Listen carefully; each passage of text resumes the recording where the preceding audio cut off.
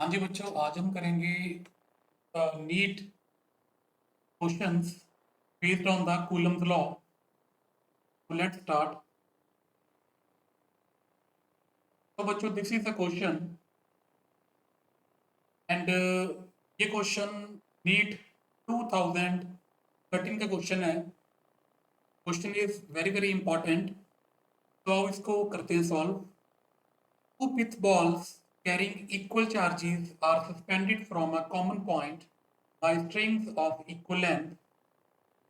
तो बच्चों, इस फर्स्ट फिगर के अकॉर्डिंग मेरे पास एक कॉमन पॉइंट के थ्रू दो स्ट्रिंग सस्पेंडेड हैं। इन दोनों के बीच का जो डिस्टेंस आपको गिवन है that is a small R. यहाँ पे आपके पास दो बॉल्स हैं, इनके बीच का जो डिस्टेंस आपके पास इनिशियली गिवन है दैट इज द आर। तो ये जो फर्स्ट ऑफ ऑल ये जो डिस्टेंस आया it is due to the repulsion. तो आगे इन्होंने बोला now the strings are rigidly clamped at half the height. तो जो वर्टिकल हाइट y है, स्ट्रिंग को इनिशियल पोजीशन से डिस्प्लेस करके यहाँ पे मिड पॉइंट पे जहाँ से डिस्टेंस इसका y/2 है इसको यहाँ पे कर दिया क्लैम्प्ड। तो the equilibrium separation between the balls now becomes. तो बच्चों, अब हमने under second situation r dash calculate करना है and that will be in the terms of previous case r। तो लेट्स स्टार्ट दिस क्वेश्चन।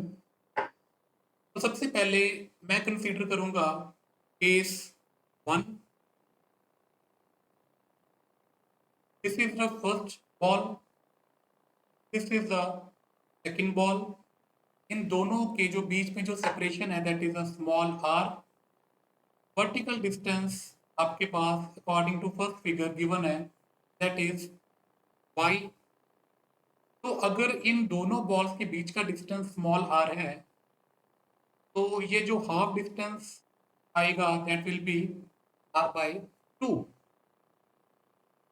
तो इन दोनों के बीच में एक फोर्स एक्ट करेगी and that will be Coulomb force. I am representing it as capital F. तो बच्चों, अब हमने करना क्या है, किसी भी एक स्फीयर को कंसिडरेशन में लेके आओ। I am taking this sphere into consideration. तो अब आपने इस पे फोकस क्या करना है कि इस स्फीयर के ऊपर जो भी फोर्सेस डिफरेंट डिफरेंट एक्ट करेंगी उनको हम यहाँ पे रिप्रेजेंट करेंगे। सबसे पहले इस फर्स्ट वाली पिथ बॉल का जो डाउनवर्ड कंपोनेंट होएगा दैट इज mg का वेट।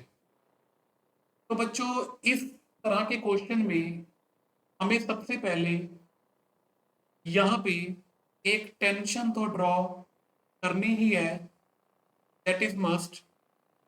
तो जहां पे ये ball with the help of the string tie up कर रखी है तो उस डायरेक्शन में हमारे पास क्या एक्ट करेगी, टेंशन। तो नाउ इस टेंशन को अगर मैं दो कंपोनेंट में करूं resolve, here I am assuming this angle to be theta. तो बाय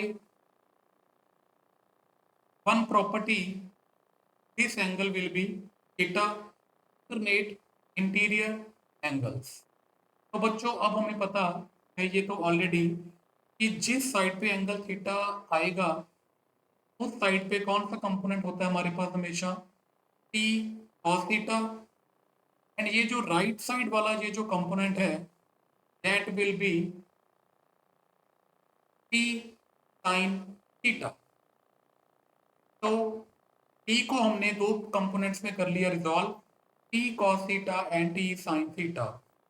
तो ये जो आपकी दोनों की दोनों पिथ बॉल्स हैं these are in the equilibrium position। तो horizontal component and vertical component को अब हम करेंगे रिजॉल्व। तो from this figure it is very clear that T sin theta that will be equal to coulomb force F and vertical component t cos theta that will be equal to mg. अगर मैं इन दोनों equations को करूंगा divide, t से t हो जाएगा cancel and sine upon cos theta and that will be equal to tan theta f upon mg. तो बच्चों अगर मैं यहाँ पे फोर्स की वैल्यू सब्स्टिट्यूट करूंगा, हमें पता है according to Coulomb's law is equal to k Q1 Q2 by r square. दोनों पिथ बॉल के ऊपर जो चार्ज है that is equal charge, that is Q and Q.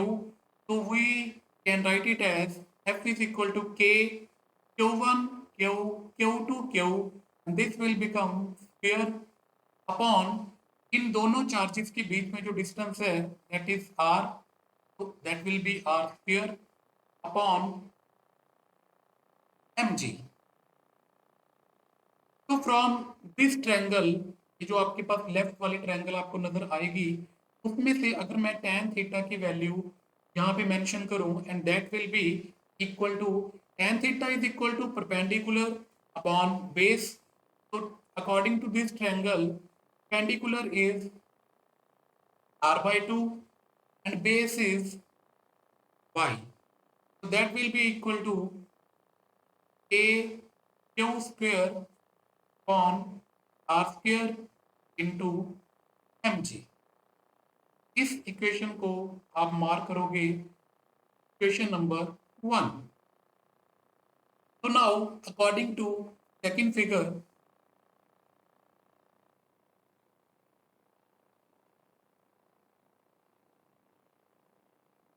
this is the point of suspension. First ball, second ball, इन दोनों के बीच का जो डिस्टेंस है that is the r dash. तो ये जो हाफ डिस्टेंस होएगा that will be r dash by 2. Previous case में यहाँ पे हमने अज्यूम किया था theta. This case we will take it as theta dash.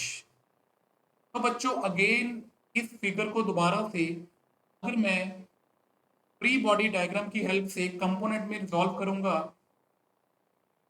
That will B dash. Here is the T.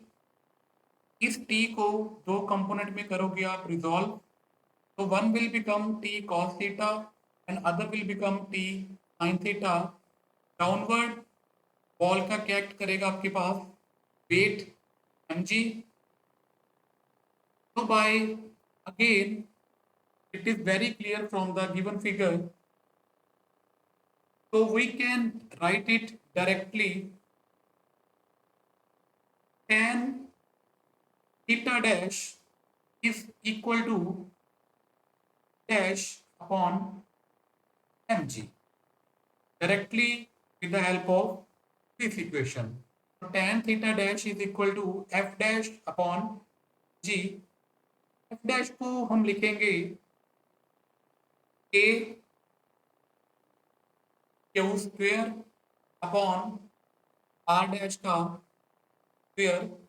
तो नीचे आएगा आपके पास mg and again from the triangle theta dash will be equal to perpendicular upon base. So perpendicular will be r dash upon 2. This vertical distance equal to y by 2. तो जब यहाँ पे आप y by 2 substitute करोगे y by 2 2 चला जाएगा ऊपर, तो 2 से 2 हो गया कैंसल आउट. तो we will get r dash upon y is equal to k q square upon r dash square into mg. तो बच्चों this is the equation number second. Equation number second. अब हमारा क्वेश्चन ऑलमोस्ट कंप्लीशन पे है. दोनों equations को आप क्या कर दोगे, divide. So by dividing the equations we can get, जब इन दोनों को आप डिवाइड करोगे तो we have to calculate the value of R dash. तो आपने फर्स्ट इक्वेशन को 2 से क्या करोगे, डिवाइड करोगे, तो ultimately we will get 2r dash upon r, that will be equal to r square upon r dash का स्क्वायर। बिकॉज जब इनकी राइट हैंड साइड को आप डिवाइड करोगे, k से k cancel out, q square से q square cancel out, g से mg cancel out, तो अल्टीमेटली जो इक्वेशन बचेगी दैट इज दिस इक्वेशन। तो नाउ इसको थोड़ा सा आपको करना पड़ेगा rearrange by cross multiplying, we will get 2r dash का cube is equal to r cube. तो therefore r dash cube is equal to r cube by 2। ये वाला क्यूब इस तरफ जाके बन जाएगा क्यूब रूट, तो we will get r dash is equal to r upon 2 का क्यूब रूट। तो बच्चों this is our final result. So you can see D is the correct answer. I hope ये सभी को समझ आया होगा। Thank you very much.